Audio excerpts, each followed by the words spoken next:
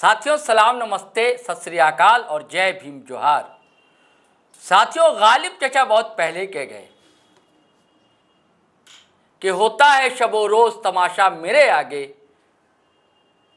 उनकी पहली लाइन यह है दोस्तों कि बाजी चाहे अतफाल है दुनिया मेरे आगे, होता है शबो रोज तमाशा मेरे आगे। बाजी चाहे अतफाल है यानी कि बच्चों का खेल। तो राजनीति भी दोस्तों ऐसे ही हो गई है, बच्चों का खेल हो गई।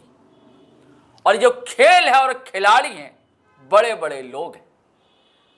और आजकल रिमोट एक ही दो लोगों के पास होता है, वो जब चाहते हैं जहां चाहते हैं खेलना और बटन दबा देते हैं।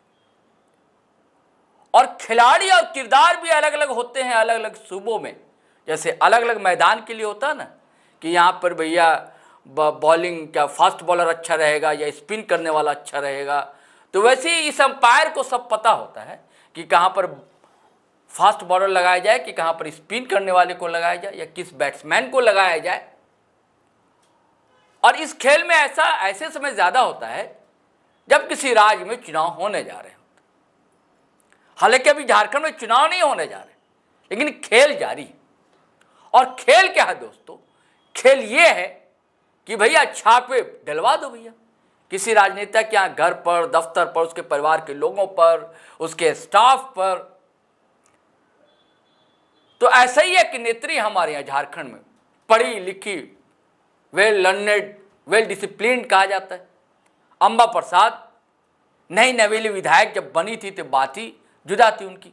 हालांकि इस बार विधायक नहीं बनी, लेकिन जब विधानसभा चुनाव हुआ था झारखंड में तब भी उनको लेकर तरह तरह की चर्चाएं हो रही थी। और वजह वही थी खेल और खिलाड़ी, यानी कि रेड पड़ गई थी ईडी की उनके यहां कई जगह। आज फिर रेड दरअसल उनके परिचितों के यहां, उनके स्टाफ के यहां पड़ रही है। तो इसको लेकर हम आज चर्चा करने बैठे हैं दोस्तों कि ये खेल है क्या, इसका राजनीतिक अर्थ क्या है, क्या इसके राजनीतिक मायने हैं और क्या असर होने जा रहा है। कहीं कुछ सत्ता परिवर्तन होने जा रहा है कि पार्टी तब्दीली की कोई तैयारी है या कोई साजिश है या कोई प्रेशर है, जिसे पॉलिटिकल कॉरिडोर में कहा जाता है प्रेशर पॉलिटिक्स। तो अंबा प्रसाद पर क्या कोई प्रेशर पॉलिटिक्स के तहत ये सब सारे खेल किए जा रहे हैं? तो हमारे साथ है हमारे पॉलिटिकल एडिटर शैलेंद्र सिन्हा, हम उनसे ही जानेंगे। तो शैलेंद्र जी क्या देख रहे हैं आप? अंबा प्रसाद के यहाँ देखिए कई जगह छापे पे पड़ रहे हैं, उनके लोगों के यहाँ पड़ रहे हैं, उनके स्टाफ के यहाँ पड़ रहे हैं। पहले तो मैं चाहूंगा कि क्या क्या है खबर, पहले वो बता दें, उसके बाद फिर हम लोग खबर यही है जो बड़कागांव की पूर्व विधायक हैं वो अंबा प्रसाद कांग्रेस की बिल्कुल, और पिछले चुनाव में वो बीजेपी के रोशनलाल चौधरी से हार गई थी। लेकिन उसके बाद का घटनाक्रम ये है आज का, जो सेंट्रल टीम है, जांच एजेंसी है, केंद्रीय जांच एजेंसी ईडी, उन्होंने रांची, हजारीबाग और बड़कागांव उनका विधानसभा क्षेत्र है और वो उसी इलाके में रहती भी हैं। तो इन 3 जगहों पे टोटल 8 ठिकानों पर उनके करीबी, उनके पीएस हैं, स्टाफ, पर्सनल स्टाफ हैं, प्लस चार्टर्ड अकाउंटेंट हैं, कोई चार्टर्ड अकाउंटेंट भी हैं। तो उनके 8 ठिकानों पर ईडी ने रेड डाली और अभी तक तो यही सूचना जो रेड डाली गई है और उनके घर की तलाशी, जैसे रांची में किशोरगंज में उनके जो पर्सनल असिस्टेंट हैं तो वो संजीव करके कुछ नाम है उनका, तो उनके यहाँ पे वो छापेमारी भी है। सुबह सुबह छापेमारी भी, आप 6 से 7 बजे के बीच में वो छापेमारी की कार्रवाई हुई है।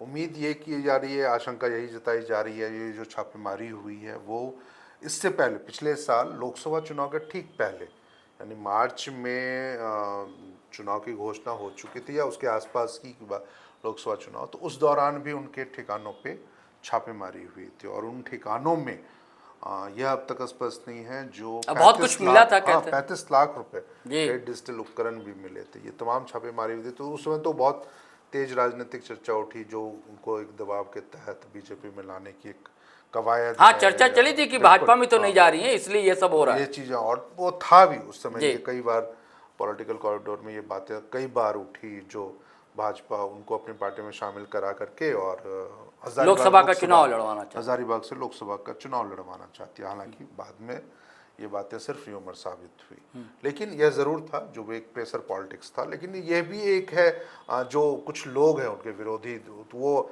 हमेशा से ये कहते रहते हैं, जो उनके पिता यानी अंबा प्रसाद के पिता योगेंद्र साव, योगेंद्र साव, हाँ, वो पूर्व मंत्री झारखंड के रह चुके हैं, और उनकी माँ निर्मला साव वो झारखंड की पूर्व विधायक या उसी बड़का गांव से विधायक भी रह चुकी हैं।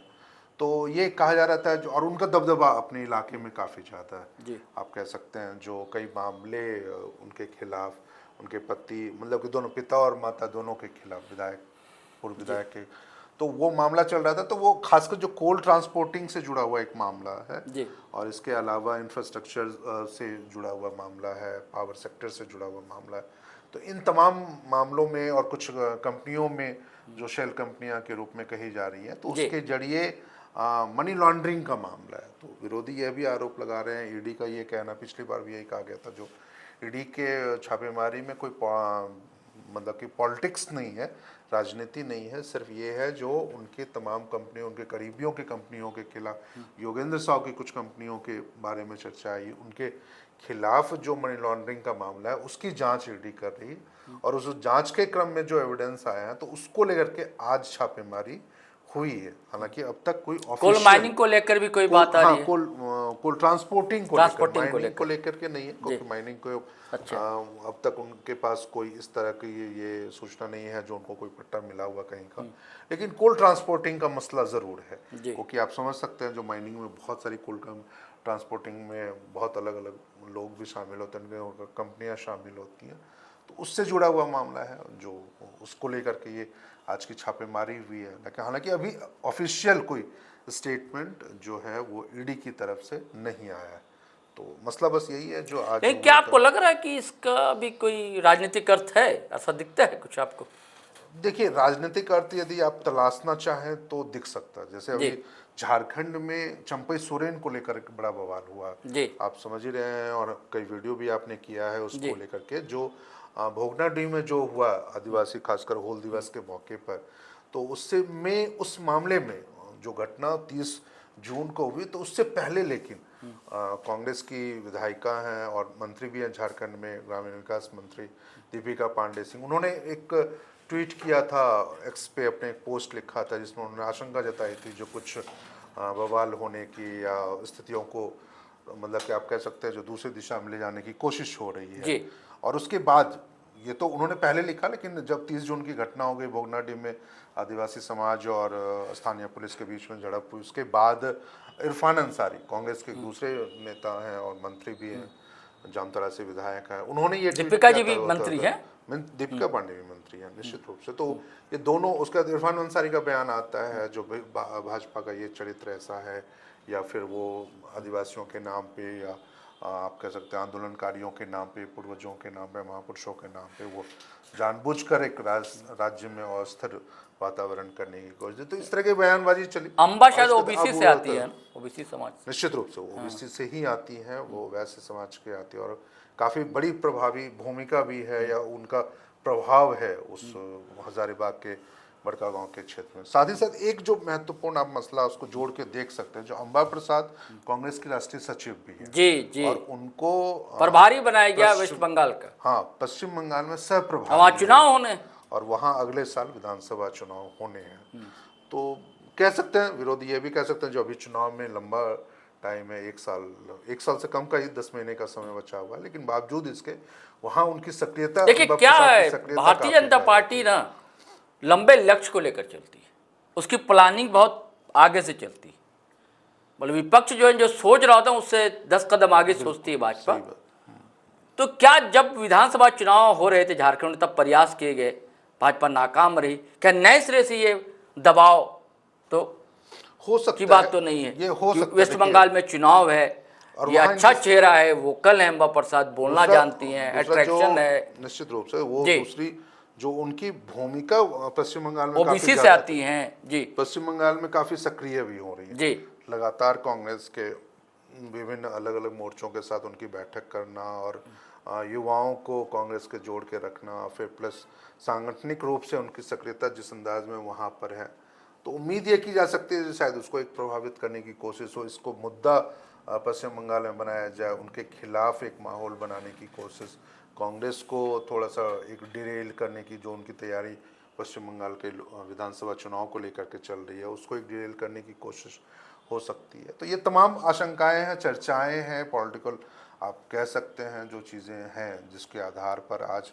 उनके कई ठिकानों पे छापेमारी भी है। लेकिन इंतज़ार करना होगा, जो देखते हैं जो ईडी क्या इस मामले में अपनी ओर से बयानबाजी करते हैं। लेकिन हाँ, ये ज़रूर है, जो जिस तरीके से राजनीतिक चेहरा है और काफ़ी सक्रियता, चाहे झारखंड के पॉलिटिक्स में हो, अब पश्चिम बंगाल के पॉलिटिक्स में हो या नेशनल पॉलिटिक्स में हो, और एक प्रभावी, एक कह सकते हैं जो युवाओं को जोड़ने की, क्योंकि आप उनकी कार्यशैली को देखिए, और जो वो अपने इलाके में बहुत लोकप्रिय है जी, और खासकर जो आम लोगों से मिलने जुलने में और महिलाओं के बीच में उनकी सक्रियता, या फिर मतलब ऐसा एक है ना जिसको आप कॉमन मैन के रूप में उसकी छवि को वो देख सकते हैं। चुनाव हार गई वो अलग एक मसला है, लेकिन बावजूद इसके जो सहज जंग से मिलती जुलती है, बहुत ही आसानी से।